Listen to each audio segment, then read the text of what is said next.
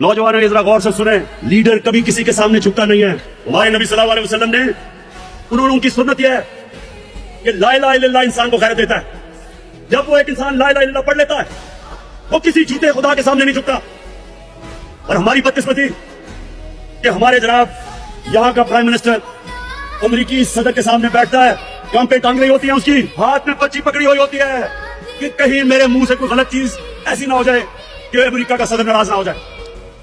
जब एक मुल्क का लीडर इस तरह किसी के सामने टांगे कंपाता है, इसके बाद वो कौम को गिरा देता है, कौम गिर जाती है, कौम को लीडर उठाता है। हमारा जो लीडर, सबसे अजीम लीडर कायदे आजम मोहम्मद अली जिन्ना, एक गुलाम हिंदुस्तान में आजाद लीडर था, एक आजाद इंसान था। उसको देख कर मुसलमानों को फख्र होता था, कभी किसी के सामने नहीं झुकता था। देखिए, कौम की इज्जत उसका प्राइम मिनिस्टर होता है, उसका सरबराह होता है। जब वो झुकता है, वो कौम की सारी इज्जत नफ्स तबाह करके रख देता है। तो मैंने आपसे 25 साल पहले अपनी कौम से कहा था कि ना मैं कभी किसी के सामने झुका हुआ, इंशाअल्लाह कभी अपनी कौम को किसी के सामने झुकने नहीं दूंगा।